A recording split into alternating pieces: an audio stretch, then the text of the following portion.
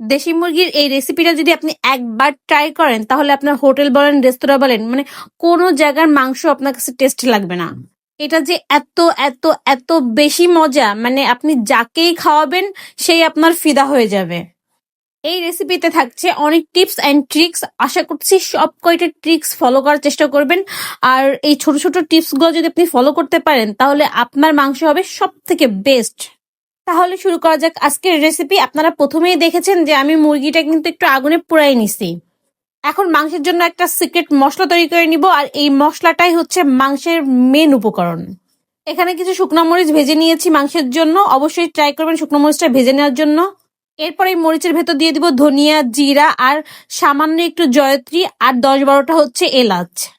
এরপর ব্যবহার করতেছি দারচিনি, আর এখানে সামান্য পরিমাণ পানি দিয়ে মশলাটা আমি একদম ফিনিশ করে বেটে নিয়ে চলে আসব। এখন আমার সিক্রেট মশলাটা তৈরি করা হয়ে গিয়েছে, আর এই পর্যায়ে আমি নিয়ে আসতেছি পেঁয়াজটা একটু বেশি পরিমাণ দিয়ে নিয়েছি। আমি তেলের ভিতর পেঁয়াজটা ভাজি করতে থাকবো, মানে গোল্ডেন ব্রাউন কালার চলে আসবে সেই পর্যন্ত ওয়েট করব। এখন নিয়ে চলে আসছি 2 কেজি ওজনের একটা দেশি মুরগি, মানে এই মুরগিটা আমাদের বাসায় লালন পালন করা হয়েছে সেই মুরগি আর কি। এখানে আমার পেঁয়াজটা গোল্ডেন ব্রাউন কালার চলে আসছে। এই পর্যায়ে হচ্ছে আমি আদা রসুন দিয়ে পেঁয়াজের সাথে সুন্দরভাবে কষাই নিব, যেন আদা রসুনের কাঁচা গন্ধ একদম চলে যায়। এই পর্যায়ে হচ্ছে আমি মাংসটা দিয়ে দিচ্ছি। মাংসটা এই মশলার সাথে একটু কষাই নিব। এই মুরগিটা না অনেক বয়স, হ্যাঁ মানে মুরগিটা এত পরিমাণ তেল হইছে, অনেক টেস্ট হয়েছিল এই মুরগির মাংসটা। পেঁয়াজ, আদা, রসুন এগুলোর সাথে যখন মাংসটা একটু কষানো হয়ে যাবে এই পর্যায়ে আমি দিয়ে দিব হচ্ছে লবণ আর হলুদের গুঁড়া।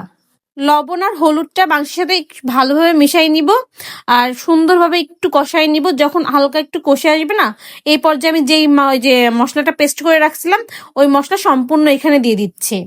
এই মশলাটা দেওয়ার পর টাইম নিয়ে মাংসটা কষাইতে হবে, মানে আপনি যত বেশি মাংসটা কষাইতে পারবেন আপনার মাংস কিন্তু তত বেশি স্বাদ হবে।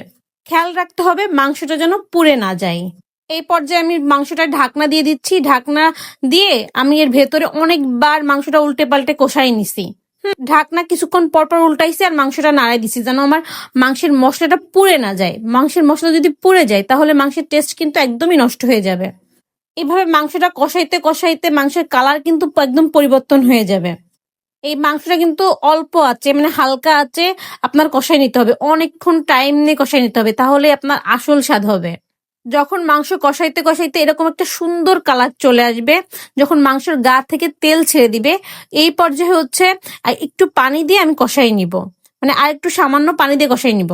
এখানে বিলিন্ডার জারে হচ্ছে আমি যে মশলাটা পেস্ট করছিলাম ওই বিলিন্ডার জারটা ধুয়ে এখানে কিছুটা পানি দিয়ে আমি মাংসটা কষাই নিব। এখানে পানি দেওয়ার পর আমি ঢাকনা দিয়ে দিব, আর এই ঢাকনার মাঝে মাঝে কিন্তু আমি ঢাকনাটা উঠায়ে আমি হচ্ছে অনেকবার মাংসটা নাড়াই দিছি যেন আমার মাংস তলানিতে ধরে না যায়। এই পানি দিয়েও কিন্তু আমি হালকা জালেই হচ্ছে আপনার মাংসটা কষাই নিয়েছি। আপনারা চেষ্টা করবেন মানে মাংসটা কিন্তু হালকা জালে এভাবে কষাই নেওয়ার চেষ্টা করবেন। যখন মাংসটা কষানো হয়ে আসবে এই পর্যায়ে আমি হচ্ছে রসুন দিয়ে দিয়েছি। রসুন দিয়ে আরো কিছু টাইম মাংসটা সুন্দরভাবে ভালোভাবে কষাই নিতে হবে। মাংসর টেস্ট হয় কিন্তু মাংস কষানোর কাছে, এটা কিন্তু আমি বারবার বলে দিচ্ছি, মাংসটা ভালোভাবে কষাইতে হবে। দেখতে পাচ্ছেন আমার পানি দিয়ে মাংসটা সুন্দরভাবে কষানো হয়ে গেছে আর কালারটা কতটা জোস আইছে। এখন আমি মাংসে হচ্ছে ঝোলের পানি দিয়ে দিব। ঝোলের পানি দিয়ে মাংসটা মানে ঢেকে দিব। এখানে শুধু চেষ্টা করব মাংসটা যেন সুসেদ্ধ হয়ে যায় আর ঝোলের পানিটা কমে আসে। যখন আমার মাংসটা সেদ্ধ হয়ে যাবে এবং ঝোলের পানি কমে আসবে তখন উপর থেকে তেল ছেড়ে দিবে। এই পর্যায়ে আমার মাংস রান্না একদম কমপ্লিট হয়ে গিয়েছে।